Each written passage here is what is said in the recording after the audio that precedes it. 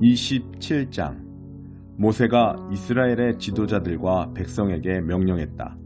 여러분은 내가 오늘 여러분에게 명령하는 모든 계명을 지키십시오. 요단강을 건너 하나님, 여러분의 하나님께서 여러분에게 주시는 땅에 들어가는 날, 여러분은 큰 돌들을 세우고 거기에 회반죽을 입히십시오. 강을 건너자마자 이 모든 계시의 말씀을 그 돌들 위에 기록하십시오. 그러면 여러분은 하나님, 여러분의 하나님께서 여러분에게 주시는 땅, 하나님, 여러분의 조상의 하나님께서 여러분에게 약속하신 젖과 꿀이 흐르는 땅에 들어가게 될 것입니다. 요단강을 건너가거든 이 돌들을 에발산에 세우고 거기에 회반죽을 입히십시오. 그곳 산 위에 하나님, 여러분의 하나님을 위해 돌로 제단을 쌓으십시오. 그 돌들에 쇠 연장을 대지 마십시오. 다듬지 않은 돌로 하나님, 여러분의 하나님을 위해 제단을 쌓고 그 위에 하나님, 여러분의 하나님께 번제를 드리십시오. 화목 제물을 드리고 거기서 먹으면서 하나님, 여러분의 하나님 앞에서 기뻐하십시오. 여러분은 이 모든 계시의 말씀을 그 돌들 위에 분명하게 기록하고 새기십시오. 모세와 레위인 제사장들이 온 이스라엘에게 선포했다. 조용히 하십시오. 이스라엘 여러분 잘 들으십시오. 바로 오늘 여러분은 하나님, 여러분의 하나님의 백성이 되었습니다. 하나님, 여러분의 하나님께서 하시는 말씀을 잘 들으십시오. 내가 오늘 여러분에게 명령하는 그분의 계명과 법도를 지키십시오. 그날 모세가 명령했다. 여러분이 요단강을 건넌 뒤에 백성을 축복하기 위해 그리심 산에 서야 할 지파는 시므온 지파, 레위 지파, 유다 지파, 이사갈 지파, 요셉 지파, 베냐민 지파입니다. 그리고 저주하기 위해 에발산에 서야 할 지파는 르우벤 지파, 갓 지파, 아셀 지파, 스불론 지파, 단 지파, 납달리 지파입니다. 레위인들은 대변인 역을 맡아 큰 소리로 이스라엘에게 이렇게 선포하십시오. 하나님께서 역겨워하시는 신상을 새기거나 부어 만드는 자, 장인이 만든 신상을 은밀한 곳에 세워두는 자는 하나님의 저주를 받습니다 하면 온 백성이 예, 물론입니다 하고 응답하십시오. 부모 얼굴에 먹칠하는 자는 하나님의 저주를 받습니다 하면 온 백성이 예, 물론입니다 하고 응답하십시오. 이웃의 경계를 옮기는 자는 하나님의 저주를 받습니다 하면 온 백성이 예, 물론입니다 하고 응답하십시오. 눈먼 사람을 잘못된 길로 인도하는 자는 하나님의 저주를 받습니다 하면 온 백성이 예, 물론입니다 하고 응답하십시오. 외국인과 고아와 과부의 정당한 권리를 침해하는 자는 하나님의 저주를 받습니다 하면 온 백성이 예, 물론입니다 하고 응답하십시오.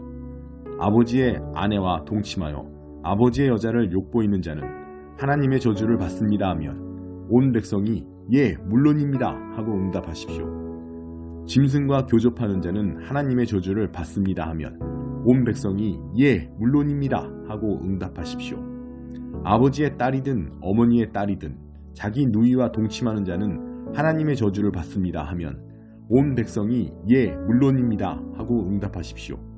장모와 동침하는 자는 하나님의 저주를 받습니다 하면 온 백성이 예, 물론입니다 하고 응답하십시오.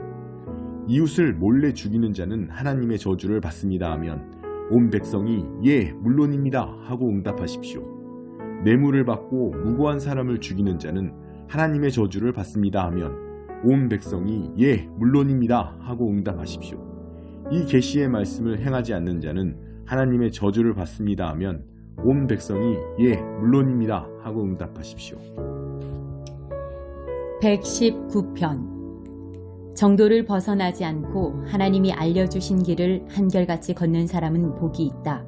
하나님의 지시를 따르고 최선을 다해 그분을 찾는 사람은 복이 있다. 그렇다. 이런 사람은 곁길로 새지 않고 주께서 내신 길을 똑바로 걸어간다. 하나님, 주께서는 바른 삶의 길을 정하시고 우리가 그 길을 따라 살기를 원하십니다. 오, 주께서 정해주신 길을 따라 흔들림 없이 걸어갔더라면 주님의 교훈에 미치지 못하여 내 삶을 후회할 일은 없었을 것을. 진심으로 따끔하게 말씀해 주시고 주님의 의로운 길을 본받게 하시니 감사드립니다. 주께서 말씀하신 대로 행하겠으니 나를 버리고 떠나지 마소서. 어떻게 해야 젊은이가 깨끗하게 살 수 있습니까? 주님의 말씀의 지도를 꼼꼼히 살피고 따라가는 것입니다. 내가 일편단심 주님만 따라가리니 주께서 세우신 길 위의 표지판을 놓치지 않게 하소서. 내 마음의 근거에 주님의 약속들을 예치해 놓았으니 내가 죄를 지어 파산하지 않기 위해서입니다. 하나님, 찬양을 받으소서. 지혜롭게 사는 길을 가르쳐 주소서. 주님의 입에서 나오는 모든 교훈을 내 입술로 되풀이하겠습니다. 내가 막대한 부를 축적하는 것보다 주께서 일러주시는 삶의 교훈을 훨씬 더 즐거워합니다. 주께서 주신 지혜를 작은 조각까지 곱씹어 주께서 행하신 일을 주의 깊게 살핍니다. 주께서 인생에 대해 하신 말씀 빠짐없이 음미하고 한마디도 잊지 않겠습니다. 나를 너그럽게 대해 주소서. 내가 충실한 삶을 살며 주님의 길에서 잠시도 눈을 떼지 않겠습니다. 내 눈을 열어주셔서 주님의 놀라운 기적을 보게 하소서. 나는 이 땅에서 나그네에 불과하니 분명한 지침을 내려주소서. 내 영혼은 허기지고 굶주렸습니다. 영양가 높은 주님의 계명들을 갈망합니다. 자기의 지식을 자랑하면서도 주님의 말씀을 무시하는 자들을 꾸짖으소서. 그들이 나를 놀리거나 욕보이지 못하게 하소서. 내가 주님의 말씀만 주의 깊게 실천합니다. 못된 이웃들이 나를 몹시 헐뜯어도 나는 주님의 지혜로운 훈계를 가슴 깊이 되새깁니다. 그렇습니다. 주님의 인생 교훈이 내게 기쁨이 되니 내가 좋은 이웃의 말처럼 귀담아 듣습니다. 54장 하나님의 영원한 사랑. 아이를 가져본 적 없는 불임의 여인아, 노래 불러라. 너 아이 낳아보지 못한 여인아, 목청 높여 불러라. 결국에는 네가 아이 있는 모든 여인보다 더 많은 아이를 갖게 되리라. 하나님의 말씀이다. 너의 장막터를 더 넓게 잡아라. 장막을 넓혀라. 더 넓게 펼쳐라. 생각의 폭을 넓혀라. 줄을 기다랗게 늘이고 말뚝을 깊이 박아라. 가족이 늘어 더 넓은 공간이 필요하게 되리라. 너는 문민족들을 차지하게 될 것이다. 버려진 성읍이 다시 주민들로 북적이게 될 것이다. 두려워하지 마라. 다시는 쩔쩔맬 일 없으리니. 주저하지 마라. 다시는 벽에 부딪힐 일 없으리니. 내 젊었을 적 당한 수치들 다 잊을 것이다. 과부였을 적 받은 모욕들 기억에서 모두 사라질 것이다. 너를 지은 이가 이제 너의 신랑이기 때문이다. 그 이름 만군의 하나님, 너를 속량한 이는 이스라엘의 거룩한 이, 온 땅의 하나님이다. 버림받은 아내 같았던 너, 비탄에 빠진 폐인이었던 너를 나 하나님이 다시 맞아들였다. 너는 젊어서 결혼했다가 버림받은 여인 같았다. 너의 하나님의 말씀이다. 너의 속량자 하나님께서 말씀하신다. 내가 너를 버렸다만 잠시였다. 이제 말할 수 없이 큰 연민으로 너를 다시 데려온다. 나의 노가 폭발하여 네게 등을 돌렸다만 잠시였다. 이제 나는 너를 품에 안고 돌보아준다. 나의 사랑은 무궁하기 때문이다.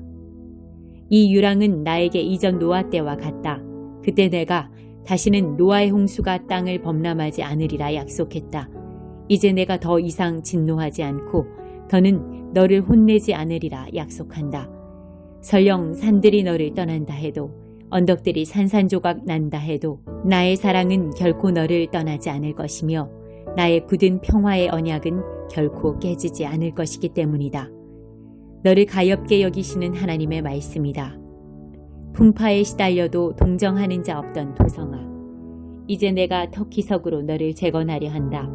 청보석으로 기초를 놓고 홍옥으로 망루를 세우며 성문은 보석으로 성벽은 보옥으로 지을 것이다. 너의 자녀들에게 하나님이 직접 선생이 되어줄 것이다. 이 이상의 멘토가 어디 있겠느냐? 너는 의의 기초에 굳게 세워지리라. 고난은 이제 멀리 물러갔다. 두려워할 것 전혀 없다. 폭압도 멀리 물러갔다. 내 근처에 얼씬거리지도 않을 것이다. 설령 누가 너를 공격한다 해도 결코 내가 그들을 보냈다고는 생각지 마라. 공격받는다 해도 아무 일 없을 것이다. 내가 대장장이를 창조했고 그가 용광로에 불을 붙여 살상 무기를 만들어낸다. 나는 파괴자도 창조했다. 그러나 너를 해할 수 있는 무기는 누구도 만들지 못한다. 누구든지 너를 고소하는 자는 거짓말쟁이로 판정받고 패소할 것이다. 하나님의 종들은 이 일들을 기대해도 좋다. 나는 모든 일이 협력하여 결국 최선이 되게 할 것이다. 하나님의 보고다. 2장 동방에서 온 학자들. 예수께서 유대 땅 베들레헴 마을에서 태어나시자 당시는 헤롯이 왕으로 있을 때였다. 동방에서 학자들이 예루살렘을 찾아왔다. 그들이 물었다. 새로 태어난 유대인의 왕에게 예를 갖추려면 어디로 가야 합니까? 우리는 동쪽 하늘에서 그의 탄생을 알리는 별을 보았습니다. 그래서 그에게 경배하려고 순례를 왔습니다. 그들의 질문을 전해들은 헤롯은 잔뜩 겁이 났다. 헤롯만이 아니라 온 예루살렘이 발칵 뒤집혔다. 헤롯은 한시도 지체하지 않고 그 도시에 있는 대제사장과 종교학자들을 다 모아놓고 물었다. 메시아가 태어날 곳이 어디요? 그들이 말했다. 유대 땅 베들레헴입니다. 예언자 미가가 분명히 기록했습니다. 유대 땅 베들레헴아, 너는 더 이상 뒤만 따르지 않을 것이다. 네게서 지도자가 나와 내 백성 이스라엘을 다스리는 목자가 될 것이다. 그러자 헤롯은 동방의 학자들을 은밀히 따로 만났다. 그는 자기도 그들처럼 열성인 척하면서 탄생을 알리는 별이 나타난 정확한 때를 자세히 캐물었다. 그러고는 그들에게 베들레헴에 관한 예언을 일러주면서 말했다. 가서 무슨 수를 써서라도 그 아기를 찾으시오. 찾거든 곧바로 나한테 알리시오. 나도 즉시 가서 경배하리다. 그들은 왕의 지시를 듣고 길을 떠났다. 그때 별이 다시 나타났다. 동쪽 하늘에서 보았던 바로 그 별이었다. 별은 그들을 앞장서 가다가 아기 있는 곳 위에 머물렀다. 그들은 기뻐서 어쩔 줄을 몰랐다. 제때에 제자리에 도착한 것이다. 그들은 집에 들어가 어머니 마리아의 품에 안긴 아기를 보았다. 그러고는 감격에 겨워 무릎을 꿇고 아기에게 경배한 뒤에 곧 짐을 풀어서 황금과 유향과 모략을 선물로 드렸다. 꿈에 그들은 헤롯에게 돌아가지 말라는 지시를 받았다. 그래서 그들은 다른 길을 찾아서 몰래 그 지방을 빠져나가 자기 나라로 돌아갔다. 학자들이 떠난 뒤에 하나님의 천사가 다시 요셉의 꿈에 나타나 지시했다. 일어나거라. 아기와 그 어머니를 데리고 이집트로 피신하여라. 따로 지시가 있을 때까지 거기 있어라. 헤롯이 아기를 찾아 죽이려고 한다. 요셉은 순종했다. 그는 일어나 밤을 틈타 아기와 그 어머니를 데리고 떠났다. 동틀 무렵에 마을을 벗어나 제법 멀리까지 가 있었다. 그들은 헤롯이 죽을 때까지 이집트에서 살았다. 이집트에서 나그네로 살아간 이 일은 내가 내 아들을 이집트에서 불러냈다고 한 호세아의 설교를 성취한 것이다. 헤롯은 학자들이 자기를 속인 것을 알고 노발대발했다. 그는 베들레헴과 그 부근에 사는 2살 이하의 사내 아이들을 모조리 죽이라고 명령했다. 그 나이는 그가 동방의 학자들한테서 들은 정보를 바탕으로 정한 것이다. 그리하여 예레미야의 설교가 성취되었다. 라마의 소리가 들리니 슬픔에 겨운 울음소리다. 라헬이 자식 때문에 울며 위로도 마다하는구나. 죽어서 묻힌 자식들 이제는 가고 없구나. 나중에 헤롯이 죽자 하나님의 천사가 이집트에 있는 요셉의 꿈에 나타났다. 일어나 아기와 그 어머니를 데리고 이스라엘로 돌아가거라. 아기를 죽이려던 자들이 다 죽었다. 요셉은 순종했다. 그는 일어나 아기와 그 어머니를 데리고 이스라엘로 다시 들어갔다. 그러나 아켈라오가 그 아버지 헤롯의 뒤를 이어 유대의 왕이 되었다는 말을 듣고 요셉은 그곳으로 가기를 두려워했다. 마침 요셉은 꿈에 갈릴리로 가라는 지시를 받았다. 그곳에 도착한 요셉은 나사렛 마을에 정착했다. 이로 인해 그는 나사렛 사람이라 할 것이다 라고 한 예언의 말씀이 성취되었다.